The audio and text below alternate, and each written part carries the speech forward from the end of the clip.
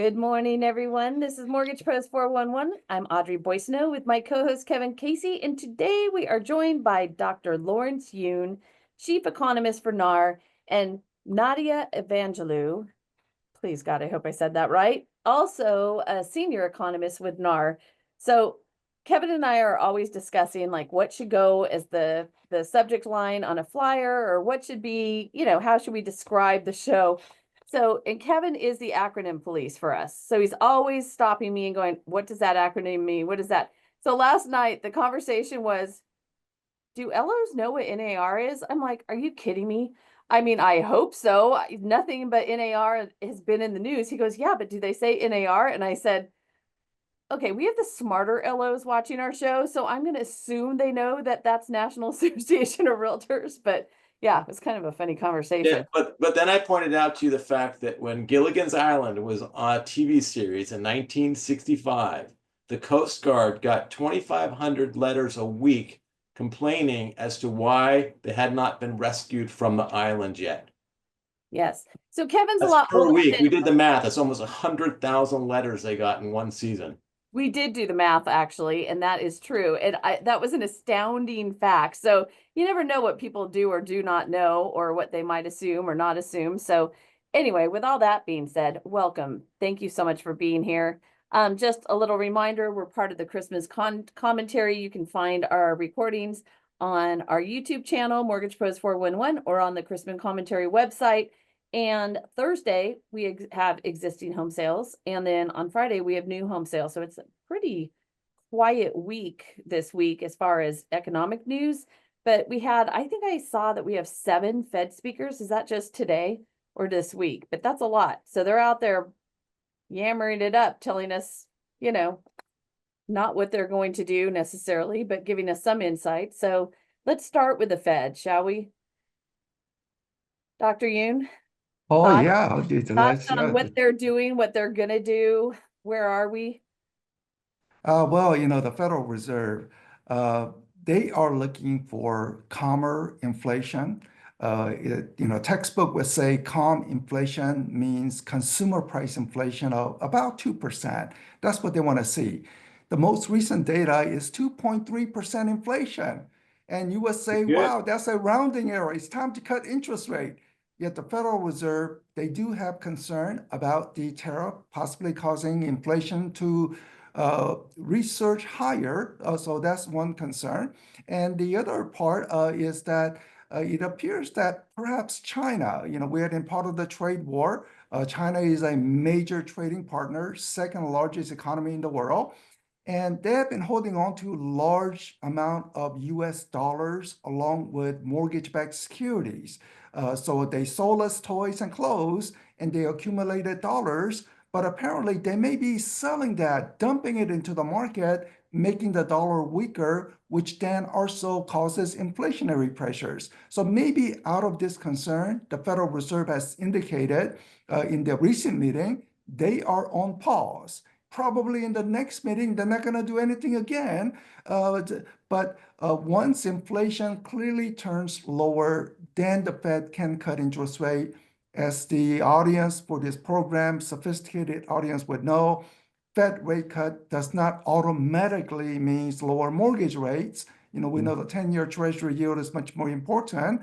But this time, when the Fed does cut interest rate later, the reason for it is calming inflation, and calming inflation means the bond yield should be a little lower, so the mortgage rate should be lower.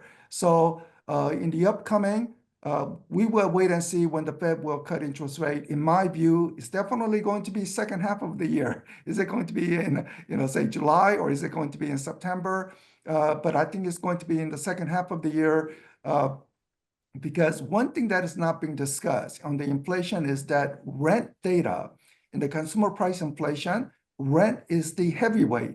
Everyone talks about the price of eggs. Price of eggs makes up less than 1% of the basket. In fact, less than 0.5% of the basket, but everybody wants to talk about the price of eggs. But rent or housing shelter component is 1/3 weight. It's the big heavyweight, and that is coming down.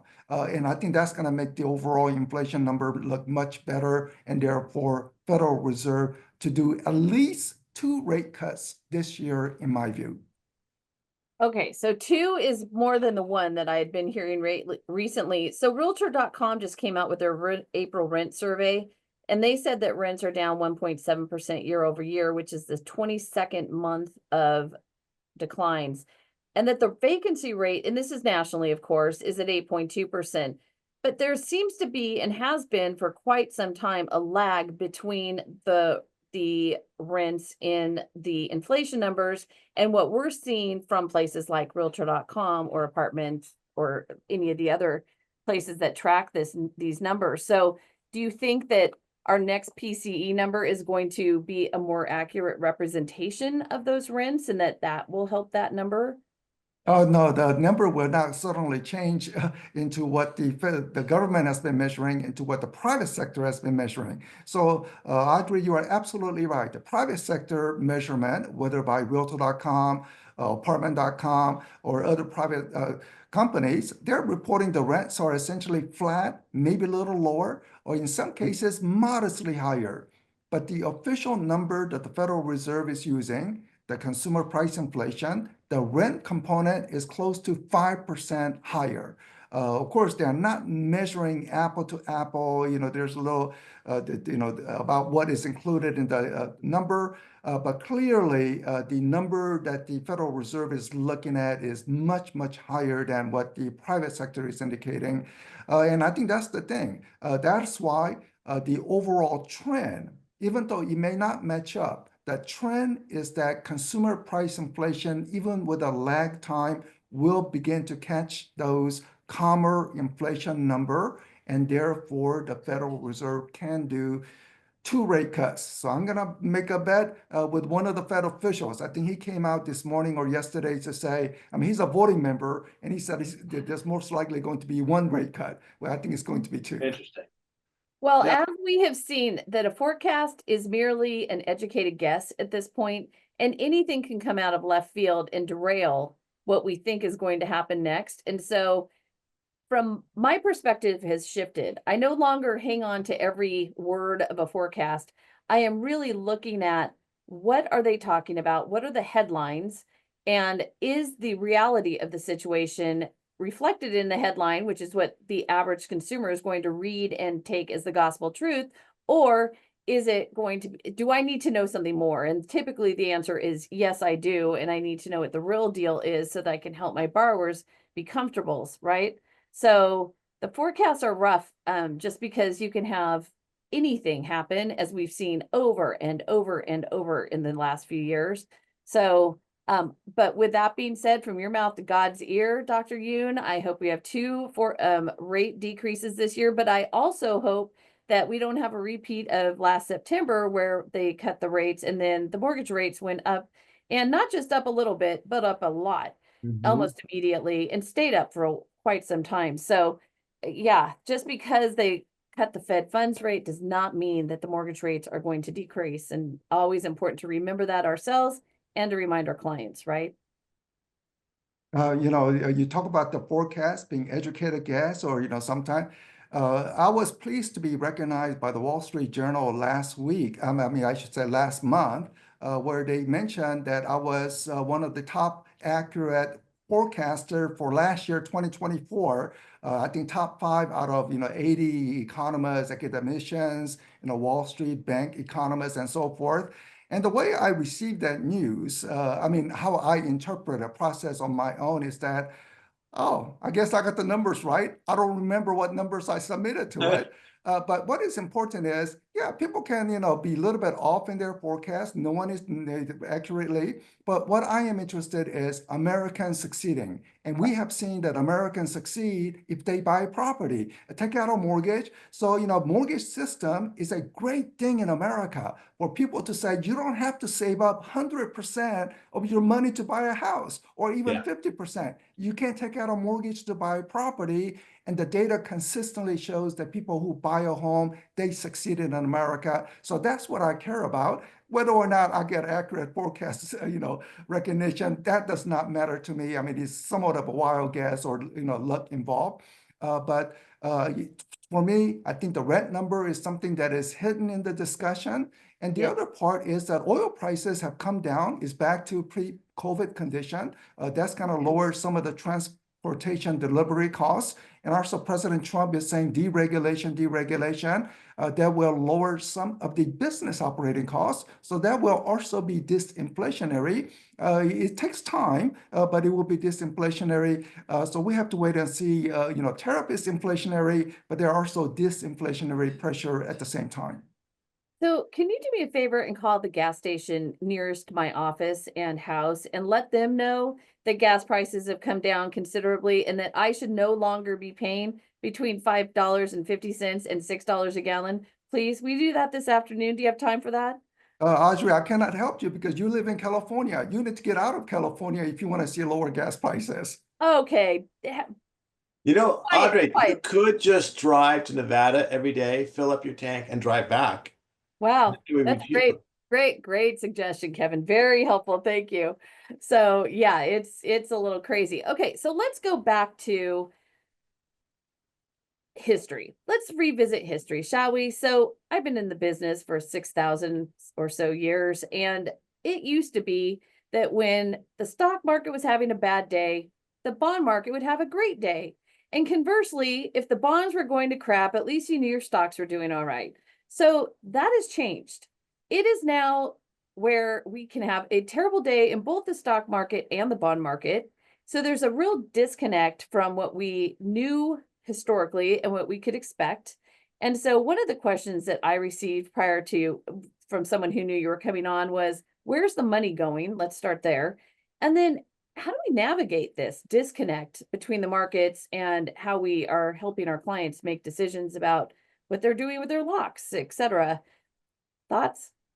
Yeah, you're absolutely correct. There's always this seesaw motion between the bond market and the stock market.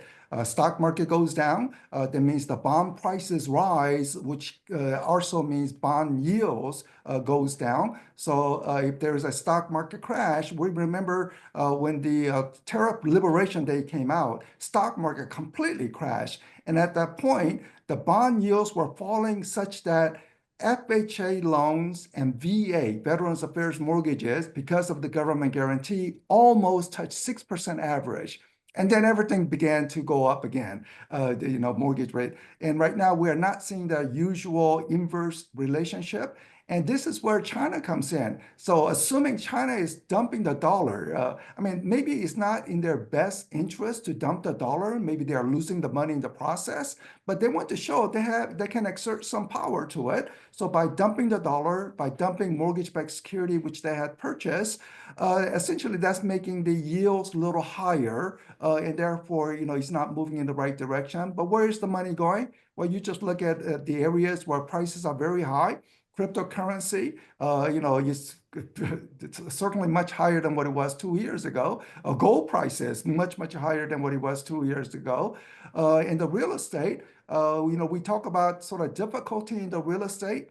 The difficulty in real estate is for people in the business, mortgage originators, the realtors who are trying to sell a property. So people in the business, very little transactions, moving trucks, far fewer usage of the moving truck. So anything related to business of selling a home has been tough, but high home prices, homeowners are doing exceptionally well.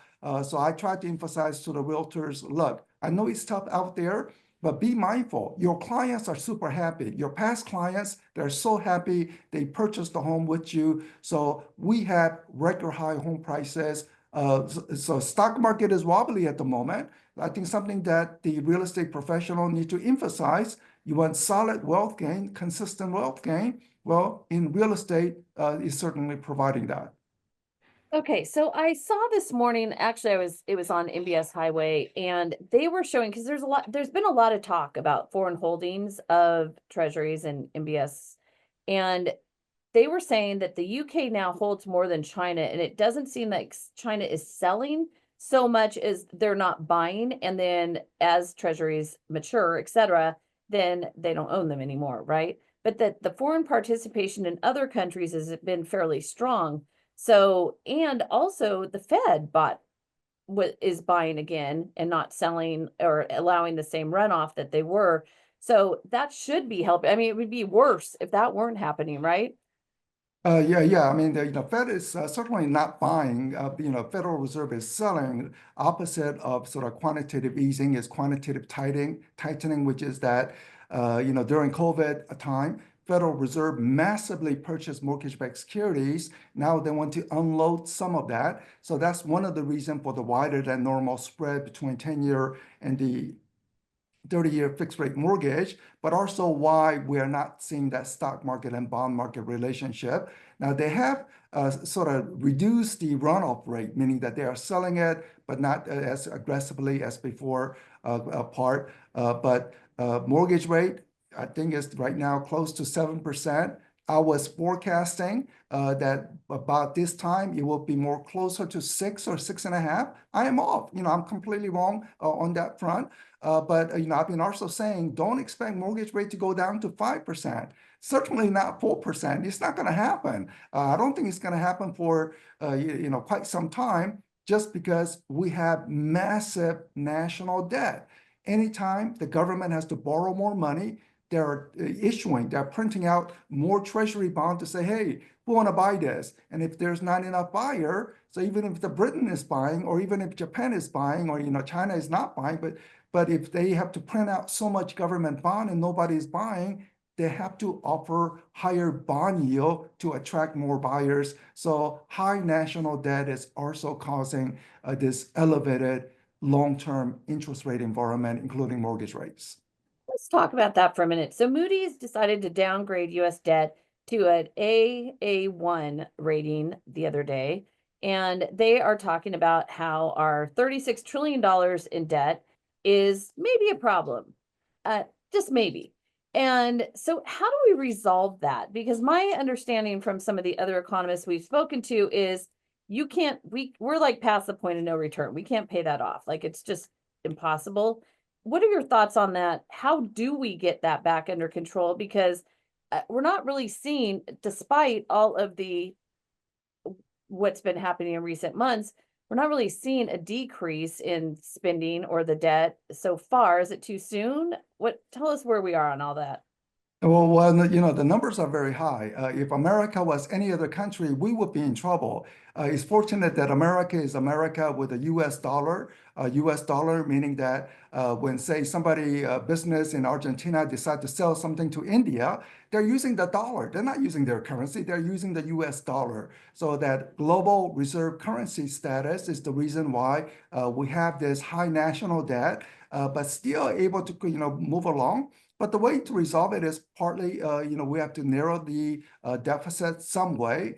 Say, just using the political party, people on the left would want to see more higher tax revenue coming in to reduce the debt, while on the people on the Republican side, they want to see reduction in government spending to reduce the debt situation. But also we need to have economic growth. Well, more economic growth means automatically more tax revenue flowing in. But we have to address this national debt situation. Certainly, it's not going to be a sharp turn. It's going to be a slow turn, but at least trying to make that turn would be important. My colleague Nadia, he is here. She will be, mostly talking in the second half of the program, because she is an expert in all the local market statistics. She looks at all the census information, key player in my team in generating many things. But she is also of Greek origin. And people out in Greece almost blew up a few years ago because they had a national debt situation. But Greece managed to sort of abide by the terms, which is, you have to start reducing government spending part. So now they're trying to get into more management levels. So the debt situation there in Greece is now much manageable today compared to, say, 4 or 5 years ago. Do you think we'll do that? So again, it's about trying to reduce the budget deficit. And the way to do that is we have to reduce government spending, maybe some increase in tax revenue, or just the overall national income begins to rise. Just like individual credit card debt, If you have credit card debt, but if your income is rising, then you can handle the credit card debt. But if your Right. income is not rising, then your credit card debt looks heavy and interest payment. So, we have to make sure that the economy continues to expand. I mean, debt's Well, not bad in the long run. If you think about it personally, we all go into debt when we buy a house. And currently it's a national deficit, what, 5 times GDP? So that's about what the average person spends when they're buying a house. It's 5 times their annual income. So, it's bad. It'd be better if we had no debt, but it's not the end of the world, as I see it. And on what you were saying, the US is while we are bad, the rest of the world is a whole lot worse. not at the Except moment, baby, actually. there's a So couple countries we've that are got not so bad. Australia, Canada, Denmark, Germany, Netherlands, Norway, Sweden, Switzerland, all ahead of us. Actually, New Zealand actually is ahead of us too. So it's not great right now, just to be clear. But I thought it was interesting that the outlook was changed to stable, and it had been changed to negative in 2023, which none of us, that was not on my radar. Was that on your radar? I didn't even catch it. I So didn't it's catch like that. it was negative, now it's stable. I mean, it's just a lot to unpack as far as where are we really? It's Yeah, so when the credit rating agency like Moody's downgrades, we have to remember it is their opinion, rather than some kind of, technical part where one has to try to scramble. Because Standard & Poor's, I believe, downgraded US several years ago, 2011. well, 2011, they Yeah. downgraded. So now Moody's has downgraded. But I think what is important is, people's belief. Will the U.S. government default, or will they honor their commitment to say, okay, I bought a U.S. bond, it says 5%. Are they going to pay me 5%? So as long as people believe that the U.S. government will not default, then this is the critical part. But Moody's has changed their opinion to say U.S. government will probably pay you, but not 100% certainty. That's what it's implying. Well, I think that what you just said, though, is really great, though. I mean, do we really think that we're going to default on our national debt? And the answer, I mean, for me, I don't think so. I mean, so I'm glad you said it that way, because that kind of, it simplifies it to the point that you can wrap your brain around it and go, okay, yeah, makes sense. All right, so let's talk about the tariffs. So we have a pause, we have a few deals. Obviously it caused a huge uproar. Why don't you walk us through where we are right now and what you see coming in the next few months as, the 90-day pause ends at some point. So, and then where will we be? Now, you take a survey of economists, and then you contrast that with the general public about tariffs. Economists would generally say tariffs are just awful thing, while general public will say, maybe this could save America's economy, or, the country's economy from it. So there's a little divergence on that because, it's part. But President Trump has said tariff is one of the most beautiful words in the dictionary. He has always said, we need to have more tariffs ever since he was young entrepreneur in the 1980s, consistent. So he's consistent in that regard. Having tariffs will help the country economy grow. Now, Elon Musk, as we know, he's very controversial. He's doing a lot of things in Washington, slashing, trying to identify wasteful spending. But Elon Musk, he's not in the control of tariffs, but he put a little tweet out there or in his X part to say, this tariff thing may not be so bad as long as we use to negotiate for lower tariffs. So in other words, Elon Musk wants to see lower tariffs, but let's use higher tariff temporarily to force other countries to lower tariffs so American can lower tariffs. So if the tariff is for negotiating purpose to drive down tariffs in the long run, then that would be positive. But today, you look at however you want to cut it, we have higher tariffs today compared to at least for 3 decades. So we are in a higher tariff environment. It will lead to a little bit of friction. Certainly not every business will know about the supply chain disruption that could happen. Maybe you need that nuts and bolts to get the garage door, and then nuts and bolts is not arriving. So what happened? He's got, so we'll see how much of a disruption there is. But so far, after calling for very high tariffs, as we saw, there was a negotiation with China to bring it down. There was a negotiation with Britain to bring it down. And apparently there's ongoing negotiation with South Korea. I'm a South Korean born. And in South Korea, price of beef is very expensive. Why? They put a high tariff on American beef. So if the goal of the tariff is to say, well, South Korea, you reduce the tariff on the beef so American farmers can sell you more beef, in the process, we will lower some of the tariff on Korean products coming in. So if it's for negotiating purposes, people may say, yeah, it's a fair game, but just tariff itself will be adding friction to economic activity. Well, I would say based on the University of Michigan consumer sentiment for the month of May, the consumer has joined the economists in thinking that tariffs may not be great. But why don't you walk us through fair trade versus free trade? Because we've seen that bandied about a bit. And I think there is not a lot of information about the high tariffs that we have paid or that we have had countries like we would not, anyway, we were being charged tariffs and other countries weren't. So can you tell us about that a little bit?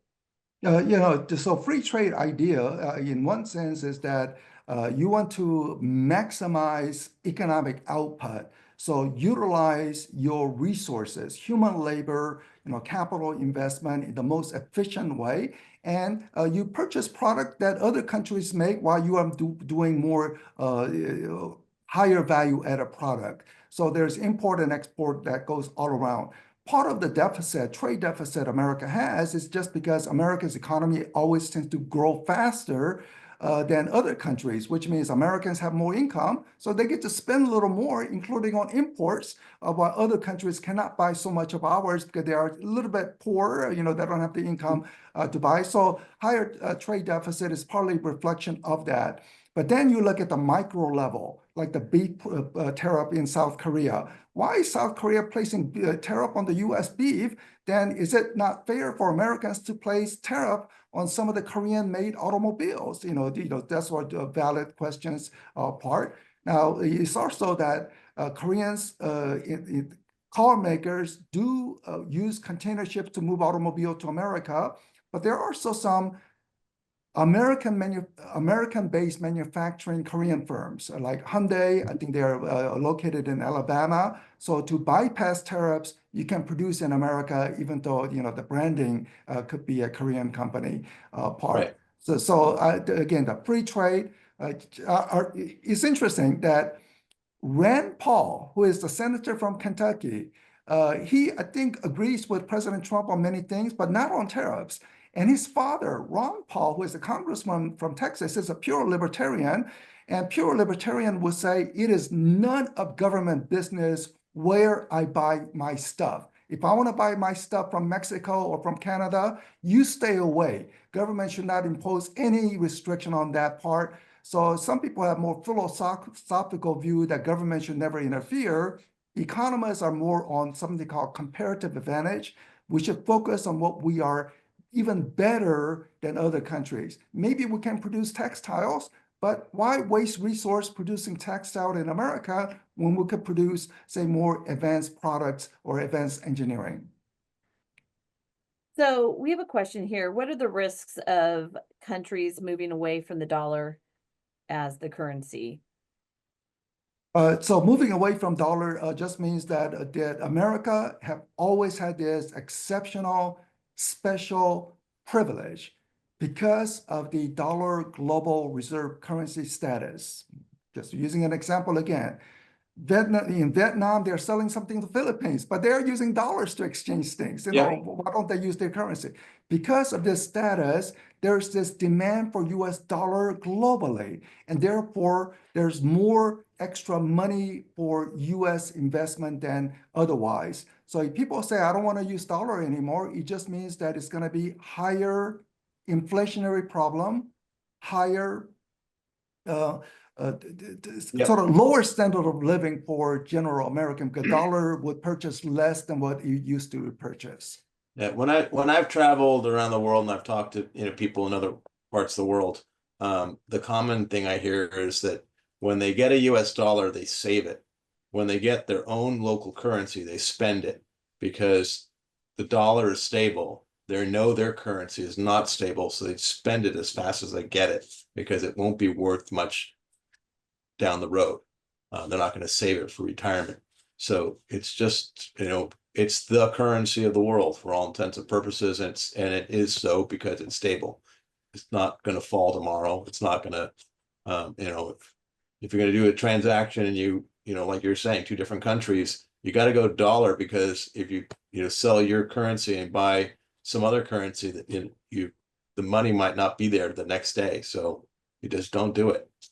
The numbers I saw that reflected the transactions that are done worldwide using the dollar versus other currencies, it was like there's not anything that even comes close. I mean, at least half of a international transaction is happening in the dollars most of the time. So yeah. So Dr. Yoon, can you just tell us briefly your thoughts on the real estate market for 2025, 26? You're very positive on your outlook. I'd like everyone to hear what that looks like. It will be better, meaning more home sales, more mortgage originations, more business opportunity for real estate professional. And I base this forecast on the following. Mortgage rate today, I think we are at the high point. So 7% is going to go down somewhat, maybe 6.5. If we are lucky, we'll get to 6, but at least that's an improvement. It's not going to go to 5% or below. So it's going to be in the 6 as being new normal. So that's going to improve some affordability and unleash some of the lock-in effect. It narrows the gap between the current existing homeowner mortgage versus the market mortgage. So bring out a little more buyers and sellers to the market. In addition, home sales today are running about 75% of what it was pre-COVID. To the degree that pre-COVID, 2019, 2018 was considered normal, we are at 75% level of that. If we can just get back to 100%, we can get, but how do we get there? Well, lower mortgage rate was going to help, but we have 7 million more jobs now compared to pre-COVID. If we have more people with jobs, naturally that should be a housing demand. Well, it has not translated to housing demand because of affordability challenges or lack of inventory. But if we get more inventory, a little better affordability, I think the 7 million additional people with job, not everyone can buy a home, but I think more and more people would desire to buy a home. So that's a release of all this pent up potential housing demand getting into the market. So whether it is second half of this year, next year, but once the recovery begins to take place, I think we are looking at possibly 5 straight years of solid gains in home sales and mortgage origination. Nice. It is really great to hear that from you and know that it matches up with what we're hearing from other economists as well. So the forecasts are very consistent, which I appreciate, because if you just have one person saying, oh, it's going to be great, then you start wondering, right? But MBA Mike Fratantoni, he says that they are forecasting that mortgage volume is going to be slightly more. They're saying it's going to be slightly more than $2 trillion in 2025, which is up 16% from 2024, with 5.7 million units, which is up 14% from 2024. So again, for us in the trenches doing loans, talking to the consumer, one of the challenges is the messaging often in the media is very dark. Oh, the affordability, it's a problem. You can't buy a house. Nobody can afford it. Oh, the economy is good. It's hard. And so people get it in their head that they can't buy a house or they shouldn't buy a house. And I still get questions from people who are like, oh, there's a big bus coming. And I'm like, thank God I have the information to be able to smack them around a little bit and help them understand that is not the case. But not everyone does, right? So it's looking brighter, and certainly thank God the last 2.5, 3 years are behind us. I mean, I'm grateful for that. How about you, Kevin? Yeah, no, I'm glad those are behind. Now going Oh my forward, God. it's much better. Yeah, I was listening to Ivy Zellman yesterday, and she reminded us that people always need loans, death, divorce, and default, right? There's always a need for people to move around. And I have transactions even right now where my borrower is giving up an interest rate in the 3s and their rate is now 7. And that's actually an investment property purchase on a DSCR and they're getting 7%. That's great. I mean, I don't think that's a bad rate. You're doing a cash flow loan for somebody on an investment property. So I agree that, rates in the 6s, that is normal. Like, I mean, that's like low normal if you go back in history, right? The 50-year average on mortgage rate is right around 7%. So you can say we are at historically average mortgage rate. But you look at all the past homeowners and you just simply ask, what interest rate did you use to buy that first home? And you get wide varying answer. Yep. And then you ask the question, are you wealthy because you are a homeowner? And they will all say yes. So it seems like irrespective of when they enter the market, at which mortgage rate, they do very well. I'm going to have to drop off. So if you have one short question, I will be happy to be on. But, my capable colleague, Nadia, she will be happy to answer all the questions.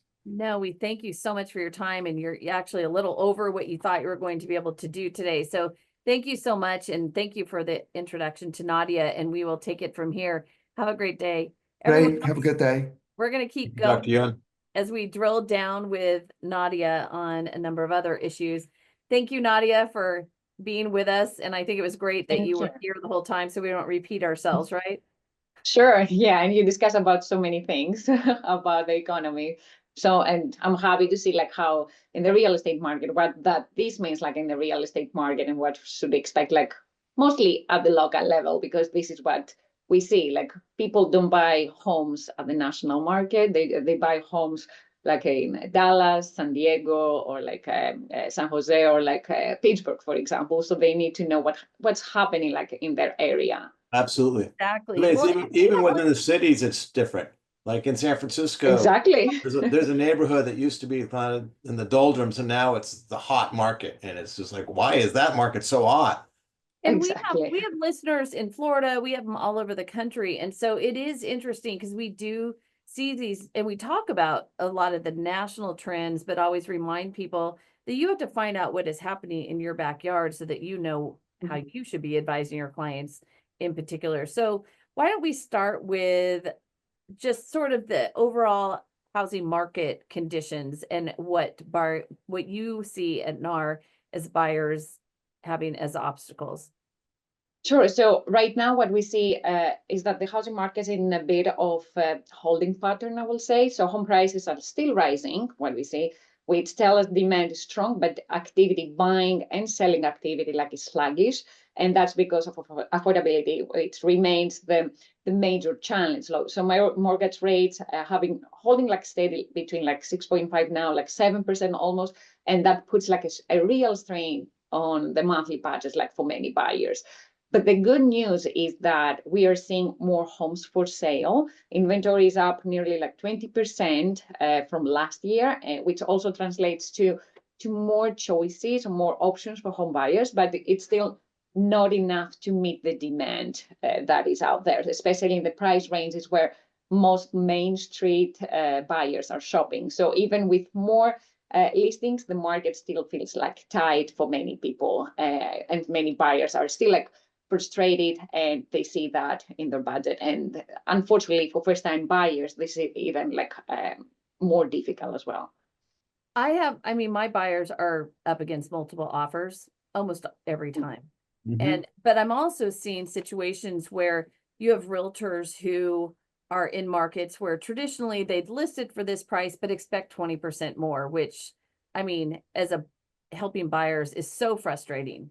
And that is biting some of them in the tail. They don't know how to do it any different. And so now every once in a while you'll get someone who just oversteps and then they get no offers because I have a client who's going to put an offer in the other day and they were going to offer list price, and the seller, they didn't even end up putting the offer in because the selling agent told them they expected way more. I'm like, And do you know if they got any offers at all? I haven't circled back. It's only been a couple of days, but I mean, is it mean that I was hoping they didn't? Yeah, I think they need to be to understand the market and that there is more inventory out there. And I'm like, sometimes they ask me, for example, in why we see fewer offers per listing, like in Florida, in many areas in Florida.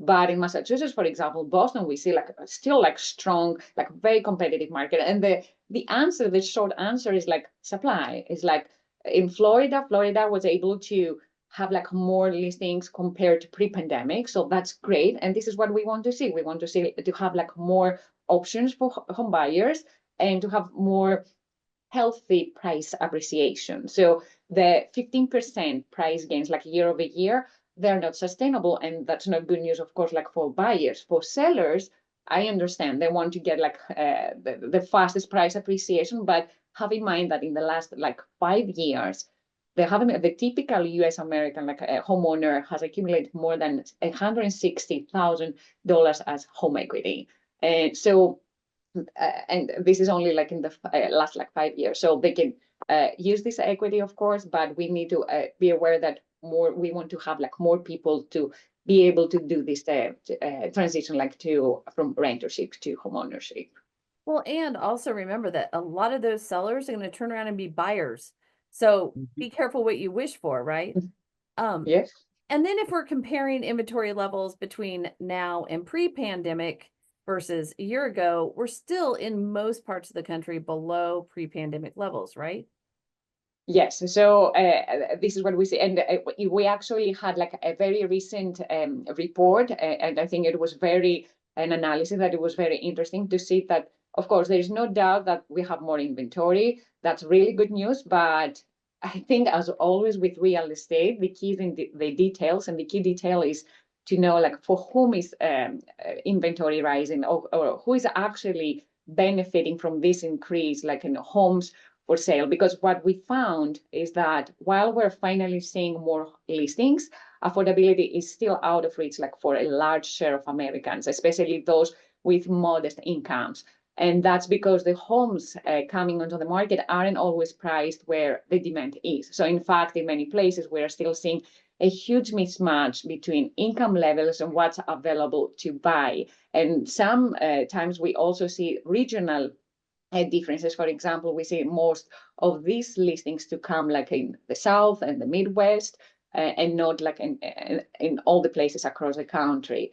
So I think it's a very encouraging development to see that middle income buyers, those earning $75,000, have seen the biggest improvement compared to a year ago. So they can afford a slightly larger share of homes now. But when we put it like in perspective and compare it with pandemic, we see that before the pandemic, this same group could afford nearly half of the market, while now they can afford to buy about like 21% if they earn about like $75,000. So we actually we estimate that we need about like 420,000 like more listings that they need to be priced up to $260,000. So and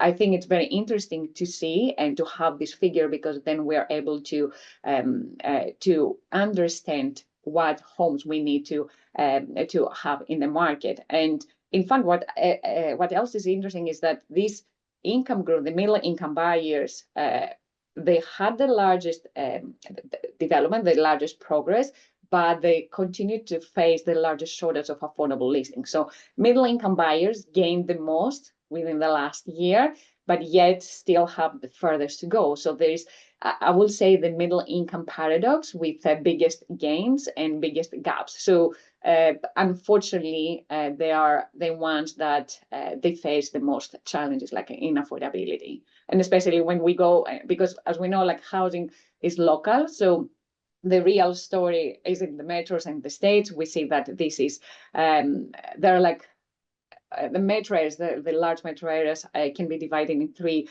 groups, and we see some of them that they are traditionally affordable, like Akron, Ohio, St. Louis in Missouri, Youngstown, like in Ohio, or Pittsburgh, like in Pennsylvania, are actually operating at or very near what we would call a balanced market, and that's great to see. However, and we also see some other areas, like, for example, Raleigh in North Carolina, or Des Moines, like in Iowa, Columbia, like South Carolina. These are some of the areas that we also see a strong strong gains of affordable listings, especially for middle income buyers, and that's great to see. I don't hear you saying any states on the coast for affordable. Well, maybe you said Pennsylvania. So so when we're talking about California and this idea of a balanced market, why don't you walk us through that a little more so that we understand what that means from your perspective? So indeed, when we take a look at the state level, we see like Iowa, Indiana, like Illinois, Ohio, and West Virginia are usually the states where affordability is actually relatively healthy. In Iowa, for example, we see that nearly half of all listings are within reach, like for households earning $75,000.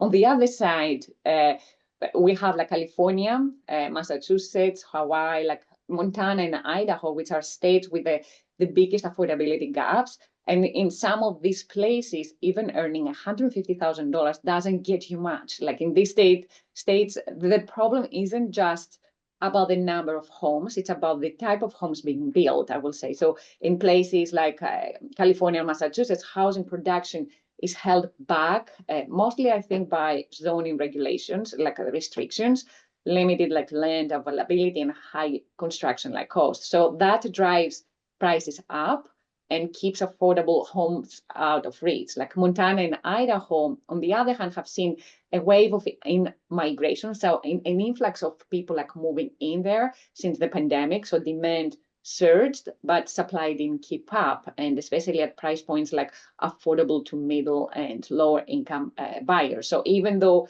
listings are up in some areas, they're often like priced well above what most local households can afford. So that's why these states remain so far from balance, I will say. And but what we see is that there's some progress. We see in this, even in these high cost areas, we see an improvement. Like for example, in San Francisco, they're like, even though accessibility is very limited to homes over there, like for these income groups to find a home to buy. However, we see that specifically San Francisco has like more listings of affordable, like for the middle income buyers over there than pre-pandemic. So we see that even in these high cost areas, if we have the right mix of policies or construction, we can be we can have some progress, and and I think this progress needs to be underscored, and that with the right homes there, we can have like better affordability, even though it will take years to be in the balanced market on the conditions that we want to be. Again, we can have some progress and some gains and more listings or like more homes that they are available there for middle income buyers to purchase. So housing starts and permits came out for April, and it showed that permits are down, starts are down, completions are down. And so we aren't building as much as we need to build to meet the approximately 1.8 million household formations a year. And, with the uncertainty with things like pricing and tariffs and inflation, et cetera, a lot of builders are feeling a little less confident and putting their toes in the water and going too deep because they don't want a repeat of 2009, right? So it's a little rough out there because we're not building enough. And the other thing too that's interesting is, we constantly hear, oh, we'll just build ADUs and we'll just build, more units on each property. And I don't want to live in that. I don't. And I don't think I'm alone. So it's not just, do you want it in your backyard? It's, would you live in someone's backyard yourself? And if the answer is no, then maybe you're not alone. And, how do we address the fact that we do have a housing shortage, at least at the moment, and assuming people are going to continue to have babies and the population is going to continue to grow. And, there was a conversation in the last few years, oh, there was this monster exodus out of California. And I kept saying, just stand by on that, because I remember the exodus out of California when I was 6 years old, and my parents picked me up and took me to Oregon, And the same thing, it was exactly the same thing. Oregonians hated Californians who were invading their space, they're going to ruin their state, and everyone's leaving California. And here we are, and the population has grown in the last 2 years in California. And so, and I heard someone talking yesterday that people are starting to move back to California from Idaho, even, which will help the people who want to stay in Idaho, who were there originally, who couldn't afford a house. I don't know. It's all so complicated, and the pieces just keep moving around. And so it'll be interesting to see where it all settles. But meanwhile, for us, as far as helping our borrowers, which is ultimately what we need to think about, is how do we help our borrowers get into a place? So what are your thoughts on people who want to tap into their equity? And everyone has, well, most people have a lot of it, and it's not always easy to get to your equity. So talk us through that. Sure. So what, and I mentioned a little like earlier, so it's that homeowners were able to accumulate a substantial amount of wealth, especially like the last 5 years. So in the question, like what are the best options like for homeowners to tap into to equity, I think cash out refinancing is not a good option for them, since we have like significantly like higher rates for most of these homeowners. So I think HELOCs are good options, like and these are the most flexible. You borrow only what you need, make interest only like payments during the draw like period, and you can repay over time. So it's ideal, I think, for all ongoing like expenses or emergencies. So for example, so a family who that wants to remodel their kitchen in phases, like a HELOC gives them like $75,000 in credit, but they draw 20,000 at a time as work progresses. So they only pay interest on what they have drawn, and I think this helps like. And this flexibility is very good, like for many homeowners out there. Then another option, except like the HELOCs, are like home equity loans, which they have like fixed rate, lump sum like loans. So these are great, I will say, for one time like large expenses. Budgeting is easier with these types of loans, because you know your payment and interest like cost like from the start. So for example, if there is a retired like couple and they use a $50,000 like home equity loan to install like aging in place like features like walking showers, ramps, like safety lighting, at locked in like 7% rate over the next like 15 years. So I think there are some options out there. They have to think. It depends on the financial condition of each one and their plans, what they want to do with this equity that they can tap in. So, but there are many options, and I think we have started like already, like many people like to do it and use this equity that they have built already. I think it's a good time to remind people, just make sure you're always running those numbers, because not everyone gets a 7% HELOC. And, you know, I have borrowers who leveraged their equity in their rental properties, and they've got some HELOCs, which was great for them because they could do it on a cash flow basis, but the rates are not low. And so make sure you're doing a blended rate calculation to make sure you understand what their long-term goals are, what their ability to pay this thing off over time will be, and does it make sense to actually hang on to that, 3% first or not? I did that math yesterday for a client who's purchasing a property, and we were doing it basically an 80-10-10 purchase.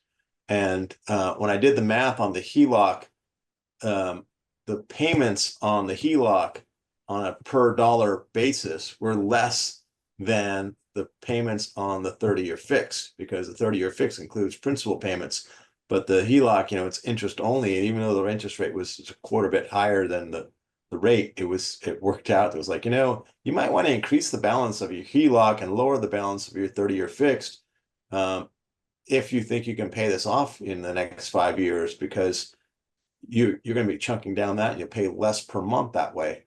So it can be interesting just doing the math for your clients.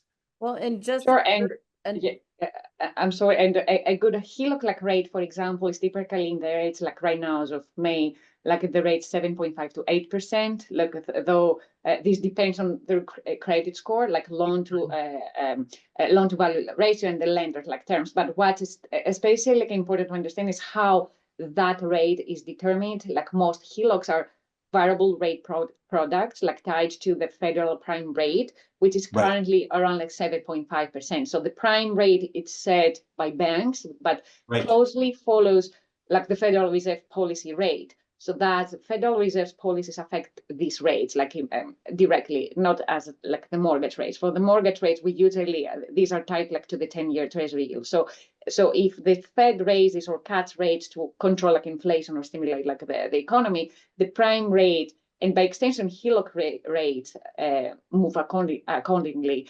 So lenders usually add a margin, I will say, of on top of the prime rate, say about like 0.5% or 1%. So you might see like a starting rate around like 8%, even a bit like lower if you have like excellent credit. So, and of course, this is better than a personal loan. So it depends, again, what is your goal, but that's lower than the personal loan, which is often like about like 10 to 13% like rate or higher. And it's miles like lower than credit cards, like, and which are now like averaging over like 20%. So from a cost of borrowing perspective, I would say HELOC are still like a relatively efficient way to access like funds if they want to do it and for the purpose that they want it, of course. So we don't advise anyone to do it like for discretionary like spending, for example. So it's good to invest on that or like to pay some debt that they have already, like for example, the student debt or something else like help. Yeah, in my particular client's thing, he has some great commissions and options and bonuses that are coming in regularly for him. And I was like, well, what are you planning on doing with that money? And like, well, I would put it aside. I go, well, would you consider maybe, are you going to pay down the loan? If you think you could pay off the second, really quickly and within 3 years, then yeah, throw some more money on that, because as you pay it down, the payments go down and it makes sense. But if they had told me, no, I have a 9-to-5 job, I'm going to make the same amount of money next year as I am this year, then that's not a good option for them. Their better bet is put as much into a 30-year fix and just pay it off slowly over time. Well, and also make sure you're looking at the option of like on purchases in particular, as with Kevin's scenario, he was looking at things like doing the comparison between a 75, 15 and 10 instead, because you do get a break if your LTV is 75 versus 80. You actually got 2 breaks. The second loan, the rate went down because the balance went over a certain threshold, and the rate on the first loan went down because it was under 75. So yes. And then remember also that some of the HELOC lenders have changed their draw periods from 10 years to 5 years. And that can really impact people. So just again, you want them to go in with their eyes all the way open and make sure that they understand the terms of what they're getting and that it won't come as a shock and then they hate you later. I also wanted to take a moment just to remind people, as student loans are becoming due and payable for a lot of people, that Fannie Mae has a program where if you are paying off student loans, that they waive the cash out refinance LLPAs, and that can be a huge thing. So there are some rules around it. There aren't a lot of them actually. So they are at least one student loan has to be paid off with the proceeds. The proceeds have to be directly paid to the student loan servicer at closing. At least one of the borrowers has to be obligated on the student loans be paid off. So like the parents can't pay off the kids' student loans unless they sign for them. And the student loan must be paid in full. So you can't just pay part of it, you have to pay all of it. But if you're able to waive those cash out LLPAs, which are, let's go with egregious, in my opinion, then that's a good thing, right? It might give you another reason to talk to your clients and give them another reason to think about modifying their financial situation. So let's take a moment, Nadia, and talk about the Gen Z and millennial population and their home buying goals these days. Yeah, so what we see is that both of them, millennials, Gen Z, they're they're trying to be like in today's like market, they're trying to buy, but it's not easy for them. So according to our report, like millennials, especially older millennials made up like about like 30%, but this is a decrease from 38% like the previous year. So that tells us that there are significantly fewer millennials out there in the market. And then while Gen Z is starting to enter the market, they make up like less than 5%, so about like 3%. So in contrast, what we see is that baby boomers account for more than 40%, like 42% of all home buyers, which represents the largest like group of buyers. So what's different now is that many millennials will buy later than previous generations did, often like after the age 35, and Gen Z is even like more cautious. So they're dealing with higher student debt, tighter like budgets, and a market that's simply like more expensive than what their parents bought like for their first homes. And have in mind that now I'm like, since baby boomers are the home buyers out there, the largest group, so they have to compete with their parents, for example. There was a report a couple of months ago where they pointed out that the 62-year-old single woman was the #1 buyer in the market, which was crazy. So with that, I can't believe I don't know where the time just went, but all of a sudden it was 12:01. So thank you so much for being here, Nadia. We so appreciate all your help and Yeah, very nice meeting you. Yeah, Thank we look forward you. to talking to you again. Everyone, there are loans out there. Go get them. Go close a loan. All right. Have a great week, everyone.